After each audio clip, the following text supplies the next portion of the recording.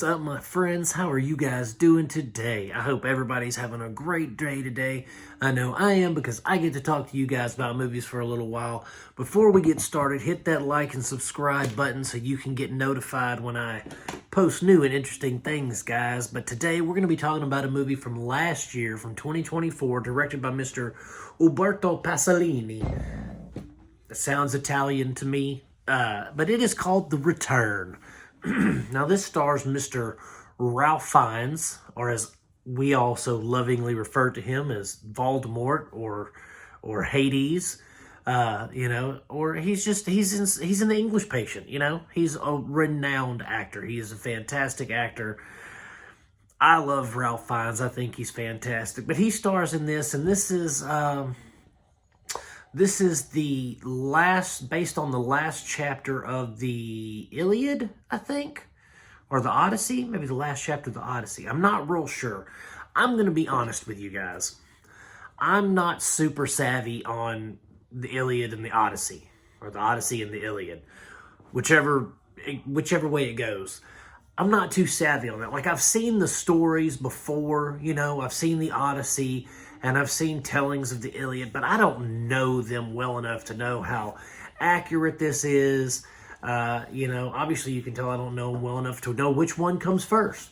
So, I'm not versed on how accurate this is to the actual, story that it's based off of.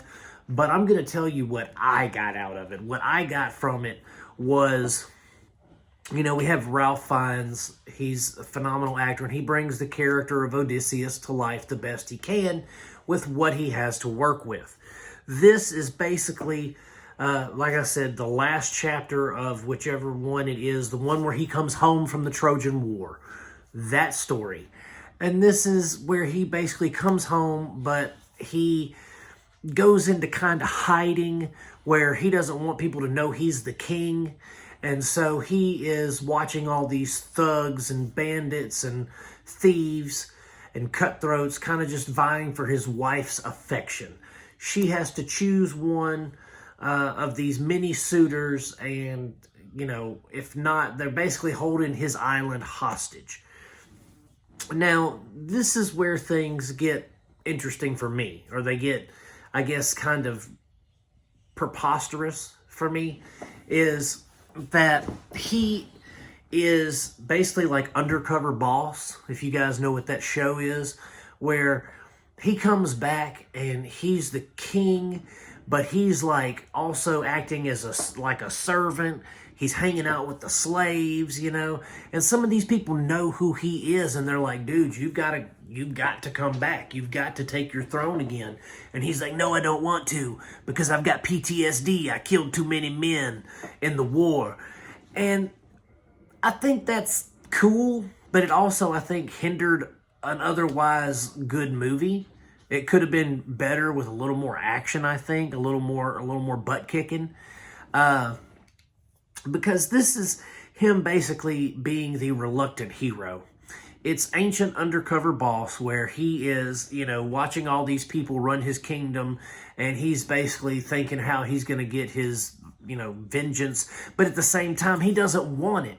He doesn't want it. His own wife knows who he is, and he doesn't want it. It's like, that doesn't make any sense to me. And they want to blame it on he's been to war, and he's seen all these things, and he's seen all the atrocities, and he's tired of killing men, and that's cool.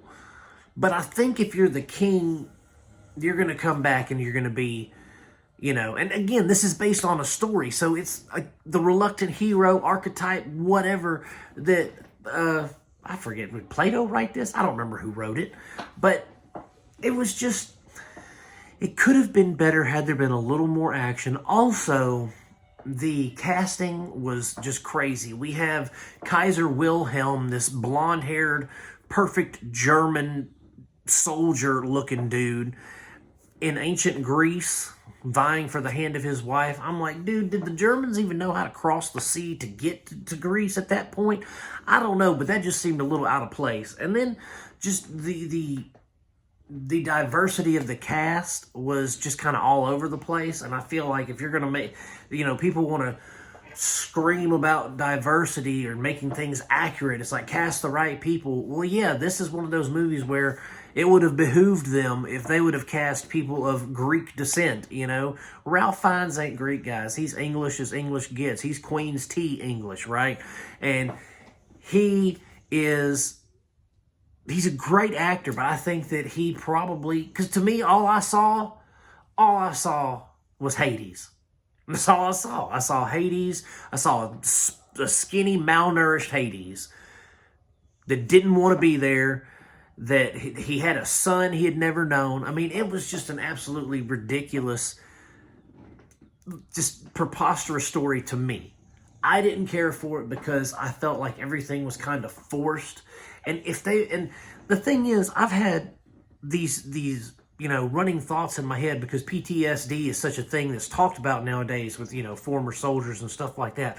How bad would the PTSD be back in ancient times when you weren't, you know, liquidating your enemy from 1,000 miles away with a rocket? You were right there driving your sword through his face, kind of thing. And like, you know, that had to have taken a toll on people.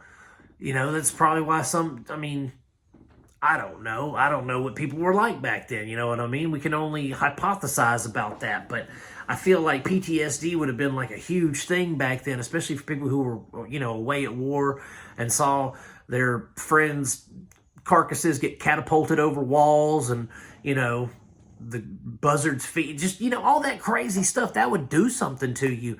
And so I believe that he saw all these things and he committed these atrocities.